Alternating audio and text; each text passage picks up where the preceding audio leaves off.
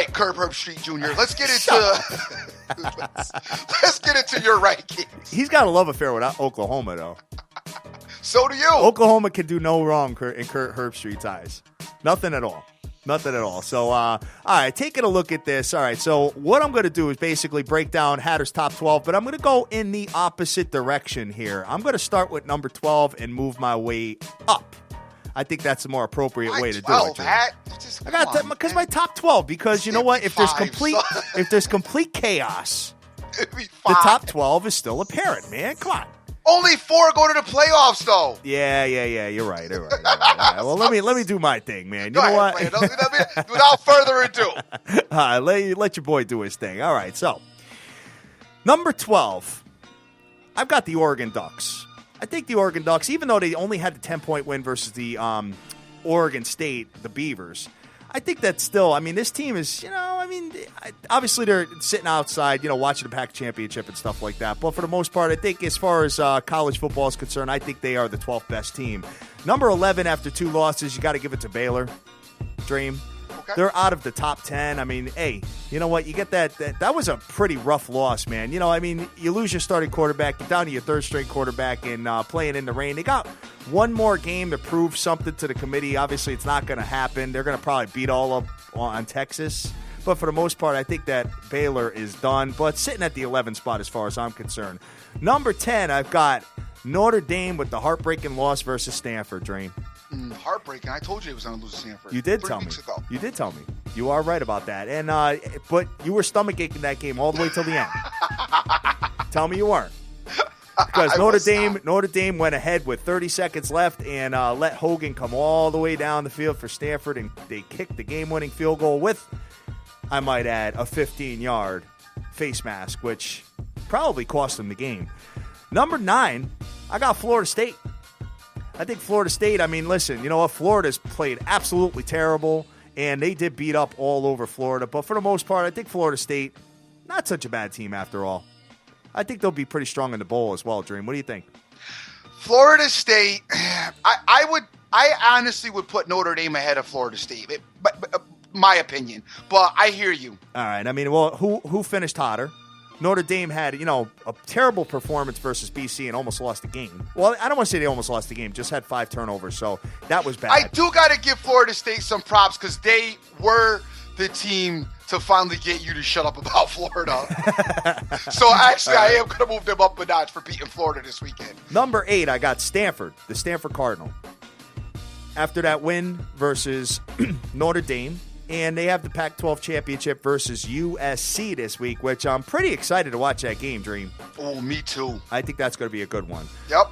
Number 7, I got them not moving at all from last week. I got North Carolina, the Tar Heels.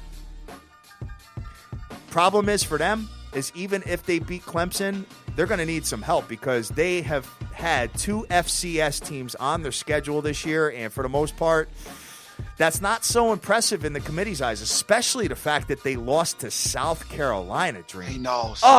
Damn. My God. Because this team is good. Oh, no, I know. Trust me. Every time I look at them, I'm like, how did you lose to South Carolina? Oh, and you know what? They were all in that game, too, by the way. Oh, I know Carolina. They were. You know what I mean? Because, I remember you and I were all over that game, man. We I were just was. First game of the year. I think you were involved in that one. I was involved in it. All right. So that's my number 7 team. Now we got to talk about the top 4, and then we're going to talk about the teams that are basically the top 2 or the first 2 out. So first of all, number 1, we're going to go with Clemson. Clemson Tigers, as bad as they looked. I don't want to say as bad as they looked. It was a no, they looked awful. No, they looked. Don't. You can go there. You think so, huh? Oh yeah, they look bad. 5-point win versus South Carolina. There's that South Carolina team again. South Carolina's playing spoiler, man. And you know something? You know what's crazy is that there's a bunch of 5-win teams. They don't have enough 6-win teams this year for the Bulls. They got to put some 5-win teams in there, Dream. We want to talk about parity, huh? No doubt. There you go, man. Number 2, I got Alabama. The Tide. Roll Tide for number 2, man. I think that this team, they just beat you down, man. With Derrick Henry running the ball, that offensive and defensive line, any teams that control the line of scrimmage, in my personal opinion, they're going to be tough to beat, man. They're like the overall number one seed as far as the odds makers in Vegas. They're like plus 110 right now, almost even money to win the whole thing, Dream.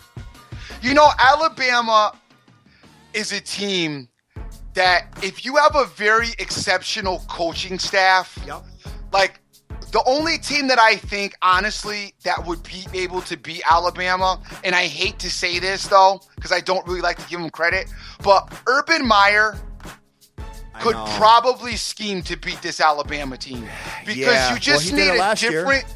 Say that again? He did it last year. Yeah, but you need a different type of coach to come in with a different strategic game plan.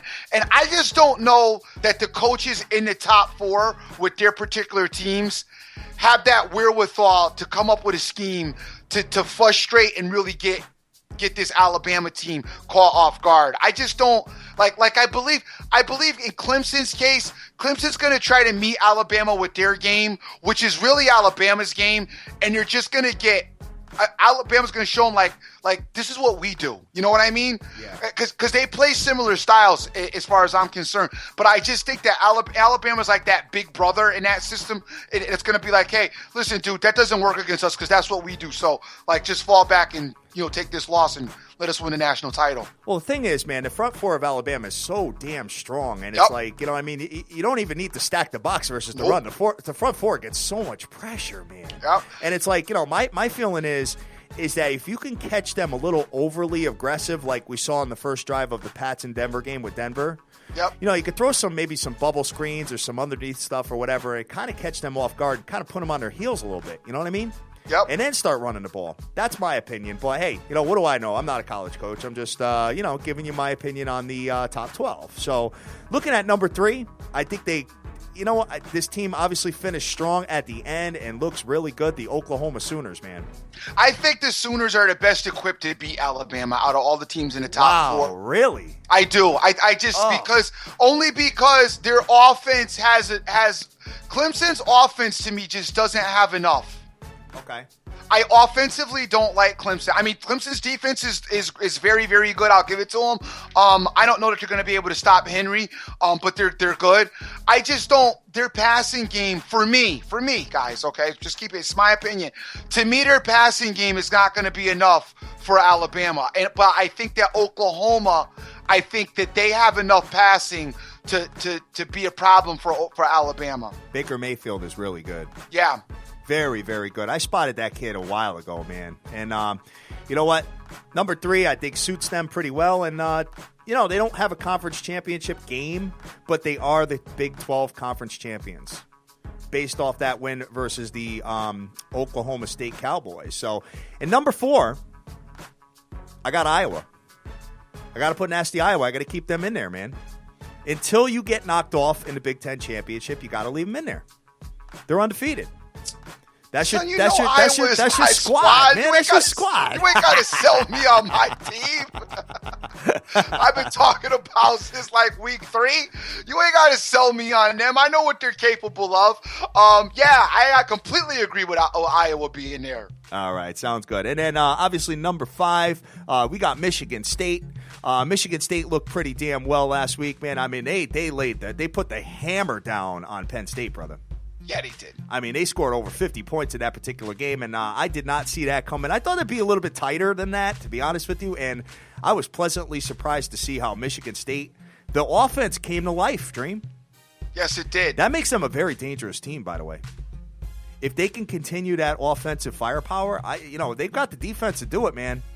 And they are actually favored this week versus Iowa. So I like that. And guys, I know, I'm sure you do, man. So what you're looking at right now is that if Iowa and Michigan State play each other, which they're going to this weekend, the winner of that is definitely going to be in the playoffs, in my humble opinion. There's no way you leave them out. No and doubt. then obviously number 6, you got the Ohio State University after the beatdown of Harbizzle in Michigan in Ann Arbor. They beat them down, man. I mean, you can watch that game the first 2 drives and know that they were going to win. Yeah, it was a funny game. You say a beatdown. It was a good win. I think it was a decisive win for Ohio State. I don't know what happened in Michigan there. Michigan, it's the second time their defense this season. Like, I don't know really what happened, but I mean, we obviously know that Ohio State is talented. I think that, though, once Ohio State got rolling, Michigan started panicking. They went into panic mode. I think that next year, this Michigan team needs another year with my man, and he'll have them dead right, and they won't panic as much. But I definitely think that they went into panic mode in this game and kind of just got caught out. I'd like to see how many players they got returning next year. Yep. That's what we got to take a look at. And, Urban Meyer must have looked at some of that Indiana game.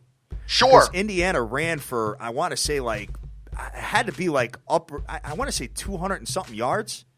Or at least 300. Something crazy, man, that Indiana did versus the Michigan Wolverine defense. And Ohio State took a page right out of that film and made it work, man. Especially with Ezekiel Elliott going absolutely ham in that one, Dream. Yep. So that's pretty much it, man. That's my top 12 for the college football. And no surprises, really. Right. But the key ingredient here, because Alabama's not losing to Florida. That's not happening. Oh, you sure? There is going to be a winner. It's the athletic defense, though, son. Watch Florida win the game. Florida wins the game. Imagine that. I'll be done with college football. You'll be done with college football. Florida wins that game? All right. So, winner of the Big Ten championship, obviously going to get in between Iowa and Michigan State. We know that. Oklahoma, I think, is all set. I don't think they have anything to worry about. The only game in question is the Clemson Tigers if they lose to the North Carolina Tar Heels. Give us a gift, North Carolina. Give me an early morning Christmas gift. I'm involved in Clemson. I don't want them to lose. I don't want them to lose. I want them to win. And I want them to win for my boy Weaver as well. Hey, I have to tell you this. It's going to be a game. It's going to be a game. It's going to be a game. It is going to be a game. It is not – Clemson is not going out there and doing what they done to other teams. Except for South Carolina, I guess. But if they do what they did in South Carolina, there's going to be a lot of slow singing and flower bringing. Oh, big time. Because North Carolina will definitely win. It's going to be a good game. I'm excited about seeing this game. I really want to see how Clemson plays against this North Carolina team. I really like this team too, North Carolina. It's too bad that they lost to South Carolina. But so you think that if North Carolina beats Clemson, they still don't get in the top 4? No, because you have Stanford that if they win a Pac-12 championship, they're in the conversation. And you have The Ohio State University sitting there in the conversation as well. Sucks. It's the strength of schedule for North Carolina. Son, I don't know, man. I agree with you. I think they get in. I think you win an ACC championship, you get in the playoffs. That's Especially what I think. If you beat – but it's not about even winning an ACC championship. It's about beating Clemson, the number one team. I agree. I think they should get in. I mean, Okay. Hey, you know what? At the end of the day, we'll know, and you're gonna hear a lot of that tonight because they're gonna have the show, and they're probably gonna talk about this because this is like the only wild card left. Yep. You know what I'm saying? So that's pretty much where we're at as far as the college football championship, guys, and looking forward to it. And all of these games they're going to be decided this Saturday. And then what they're going to do is they're going to give us a bunch of weeks off, Dream. We don't have any other college football with the exception of, some bowl games that are going to start before it. But New Year's Eve,